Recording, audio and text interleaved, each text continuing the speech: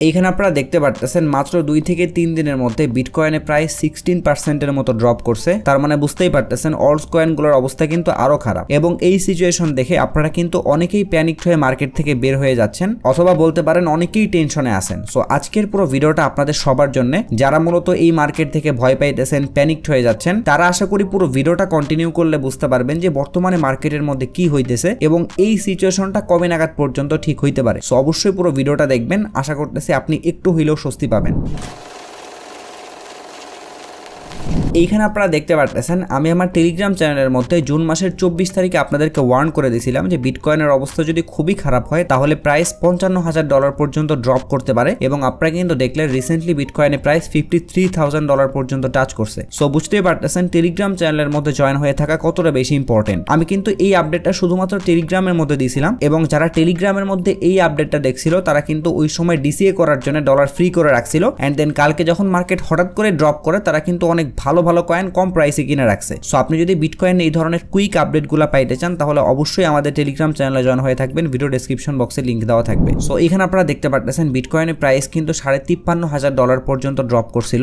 এখন আমরা বোঝার ট্রাই করব বিটকয়েনের প্রাইস হঠাৎ করে এভাবে কেন ড্রপ করলো, যেখানে আমাদের কিন্তু সবার এক্সপেকটেশন বিটকয়েনের প্রাইসের মধ্যে বুল র্যালি আসতেছে এবং বিটকয়েন $1,00,000 হিট করবে। সো চলেন আমরা ফান্ডামেন্টাল এবং টেকনিক্যাল অ্যানালাইসিসের মাধ্যমে এই জিনিসটা একটু বোঝার ট্রাই করি যে মার্কেট এখান থেকে কোন দিকে যাইতে পারে, অথবা বিটকয়েনের প্রাইসটা হঠাৎ করে কেন এভাবে ড্রপ করলো। সো বিটকয়েনের প্রাইস হঠাৎ করে এভাবে ড্রপ করার পিছনে যে রিজনটা কাজ করতেছে ওইটা হইতেছে mt.gox এক্সচেঞ্জ। আপনাদের মধ্যে হয়তো বা অনেকেই এই এক্সচেঞ্জ সম্পর্কে জানেন না, বাট এইটা আপনাদের জন্য জানা খুব বেশি দরকার যে mt.gox এটা আসলে কোন কোম্পানি। সো এই mt.gox এটা কিন্তু অনেক ওয়েল নন একটা ক্রিপ্টো এক্সচেঞ্জ ছিল, যেমনটা আমরা দেখতেছি বর্তমানে বাইন্যান্স কিন্তু অনেক ভালো একটা এক্সচেঞ্জ এবং মার্কেটের মধ্যে বাইন্যান্সের কিন্তু অনেক ভালো রেপুটেশন আছে। সো এইরকম সেম একটা এক্সচেঞ্জ কিন্তু 2012-13 সালের দিকে mt.gox ছিল, এবং তাদের এক্সচেঞ্জের মধ্যে কিন্তু পুরো ক্রিপ্টো মার্কেটের 70 থেকে 80% ট্রানজাকশন হইতো। তার মানে আপনারা বুঝতে পারতেছেন ওই সময় তারা কি পরিমাণে পপুলার ছিল, এবং মানুষ যখন এই এক্সচেঞ্জের মধ্যে বিটকয়েনের উপরে ট্রেড করতো তখন কিন্তু বিটকয়েনের প্রাইস ছিল মাত্র $600-700 মতো, এবং বর্তমানে বিটকয়েনের প্রাইস কিন্তু $55,000 থেকে $60,000 মধ্যে ঘোরাফেরা করতেছে। সো ওই সময় যারা $600 দিয়ে বিটকয়েন বাই করে রাখছিল তারা কিন্তু এখন হিউজ পরিমাণে প্রফিটে আছে। এখন আপনাদের মনে একটা কোশ্চেন ঘুরতে পারে, সেটা হইতেছে যে ভাই ওই সময় যারা ট্রেড করতো অথবা ওই সময় যারা বিটকয়েন কিনে রাখছে তারা এতদিন পর্যন্ত সেল করে নাই? না, তারা এখনো পর্যন্ত সেল করে নাই। এর পিছনে একটা কারণ আছে, সেটা হইতেছে mt.gox এক্সচেঞ্জ কিন্তু কোলাপস করছিল, অথবা এক্সাম্পল হিসেবে আমরা বলতে পারি FTX এক্সচেঞ্জ যেমন কোলাপস করছে অথবা ব্যাংকরাপ্ট হইছে, একদম সেম ভাবে এই ক্রিপ্টো এক্সচেঞ্জটাও কিন্তু ওই সময় ব্যাংকরাপ্ট হইছিল। mt.gox এক্সচেঞ্জ যখন কোলাপস করে তখন কিন্তু তাদের কাছে ভালো অ্যামাউন্টের বিটকয়েন ছিল। সো তাদের কোলাপস করার পিছনে রিজনটা ছিল তাদের এই এক্সচেঞ্জ কিন্তু ওই সময় কয়েকবার হ্যাক হয়েছিল, এবং এই হ্যাকিং এর মাধ্যমে তাদের এক্সচেঞ্জ থেকে বিশাল অ্যামাউন্টের বিটকয়েন হ্যাক করে নিয়ে গেছিল হ্যাকাররা, যার ফলে তারা কিন্তু একটা সময় গিয়ে ইউজারদের আর উইথড্র দিতে পারতেছিল না, এন্ড দেন FTX এর মতো করে কিন্তু কোলাপস করছে। সো কোলাপস করার এত বছর পরে এইখানে আপনারা দেখতে পারতেছেন mt.gox এক্সচেঞ্জের মধ্যে কি পরিমাণে ব্যালেন্স আছে এখনো, এবং আপনারা যদি বিটকয়েনের হিসাবে দেখেন তাহলে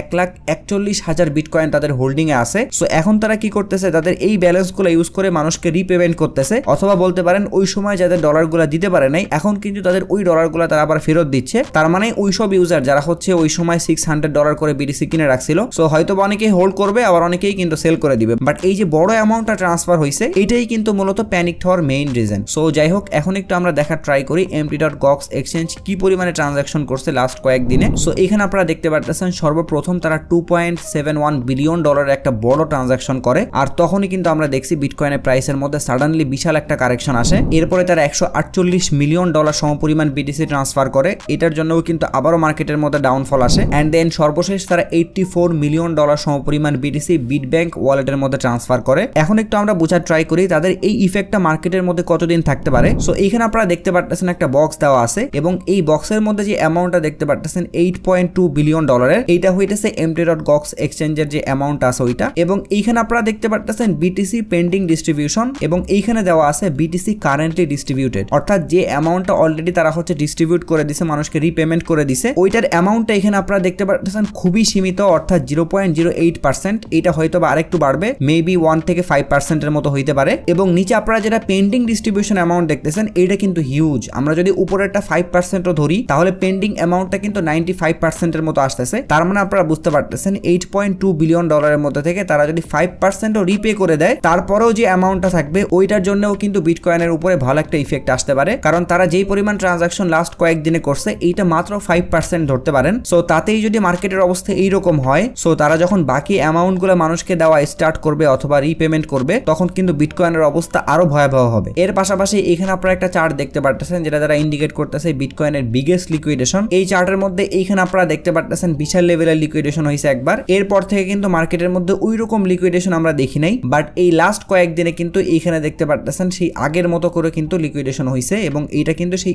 FTX কোলাপস করার মতোই কাহিনী হয়ে গেছে। সো এখন চলেন আমরা একটু টেকনিক্যালি বোঝার ট্রাই করি যে বিটকয়েনের প্রাইস আর কত নিচে নামতে পারে অথবা এখান থেকে কোন দিকে যাইতে পারে। আমাদের লাস্ট অ্যানালাইসিস অনুযায়ী বিটকয়েনের সাপোর্ট জোন কিন্তু এটা ছিল এবং আপনারা দেখতে পারতেছেন বিটকয়েন কিন্তু অনেক ট্রাই করছিল এইখানে এই সাপোর্ট লেভেলটা ধরে রাখার জন্য, বাট পারে নাই। যার ফলে আমরা দেখতে পারলাম এই লেভেলের নিচে কিন্তু একটা উইক দিয়ে আবার উপরে চলে আসছে। আপনারা যদি একটু ভালো করে খেয়াল করেন তাহলে দেখতে পারবেন এই ক্যান্ডেলের কিন্তু জাস্ট নিচের দিকে উইক আসছে, বাট এই জোনের উপরে কিন্তু আবারও বডি ক্লোজ দিয়ে দিছে এবং বর্তমানে প্রাইসটাও কিন্তু এই লেভেলের উপরে আছে। সো যদি আর কোনো ধরনের কোনো নেগেটিভ নিউজ না আসে তাহলে প্রাইসটা কিন্তু এখান থেকে আবারও পুল ব্যাক করে উপরে যাওয়ার কথা, বাট যদি কোনো কারণে আবারও নেগেটিভ নিউজ আসা স্টার্ট করে তাহলে কিন্তু প্রাইসটা এই লেভেল পর্যন্ত ড্রপ করতে পারে, যেটা আপনারা দেখতে পারতেছেন $50,000 আশেপাশে। এবং এই লেভেলটা যদি কোনো কারণে টাচ করে তাহলে কিন্তু ইজিলি বিটকয়েনের প্রাইস $48,000 অথবা $47,000 নামবে। এর কারণটা হচ্ছে এই লেভেলটা যখন হোল্ড করতে পারে না, নিচের দিকে আসে, তার মানে নিচে কিন্তু ভালো অ্যামাউন্টের লিকুইডিটি ছিল, যার ফলে কিন্তু এই উইকটা দিয়ে প্রাইসটা আবার উপরের দিকে উঠে গেছে। একদম সেম ভাবে যদি বিটকয়েনের প্রাইস ফল করতে করতে $50,000 দিকে আসে তাহলে কিন্তু নিচের লিকুইডিটি গুলো নেওয়ার জন্য একটা উইক দিবে এইভাবে, এবং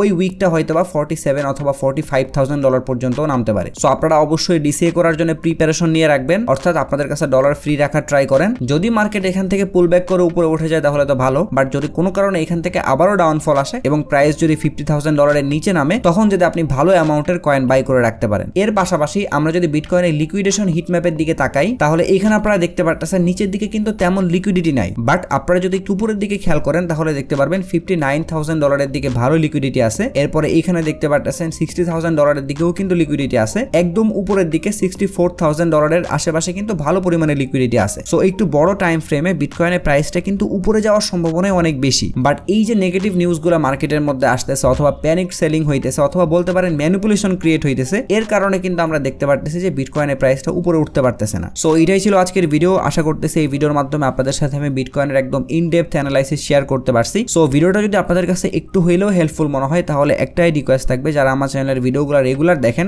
বাট এখনো চ্যানেলটা সাবস্ক্রাইব করেন না, তারা একটু কষ্ট করে চ্যানেলটা সাবস্ক্রাইব করে আমাকে সাপোর্ট করবেন। কারণ আমি কিন্তু ডেইলি ভিডিওতে বলতেছি আপনারা মাত্র 40% মানুষ সাবস্ক্রাইব করে ভিডিও দেখেন, বাট তারপরেও কিন্তু এই পার্সেন্টেজটা ইনক্রিজ হচ্ছে না। আপনারা কিন্তু এখনো মাত্র 40% মানুষই সাবস্ক্রাইব করে ভিডিও দেখতেছেন, বাকি 60% মানুষই কিন্তু ভিডিও দেখেন চলে যান। সো একটাই হাম্বল রিকোয়েস্ট থাকবে, আপনি যখন ভিডিওটা কন্টিনিউ করতেছেন তখন সাবস্ক্রাইব করে ভিডিওটা দেখেন, তাহলে আপনার এই একটা সাবস্ক্রিপশন কিন্তু আমাকে অনেক বেশি মোটিভেট করবে। এর পাশাপাশি আপনারা যারা ক্রিপ্টো মার্কেট নিয়ে এই ধরনের রেগুলার আপডেট পাইতে চান তারা চাইলে আমাদের টেলিগ্রাম চ্যানেলের মধ্যে জয়েন হয়ে থাকতে পারেন। ভিডিও ডেসক্রিপশন বক্সে লিংক দেওয়া থাকবে। যদি ভিডিও নিয়ে কোনো প্রশ্ন অথবা মতামত থাকে তাহলে অবশ্যই কমেন্ট বক্সে জানাবেন। যদি ভিডিওটা ভালো লাগে তাহলে একটা লাইক করে দিবেন, যদি চান ভিডিওটা শেয়ার করতে পারেন। সো সবাই ভালো থাকবেন, আসসালামু আলাইকুম।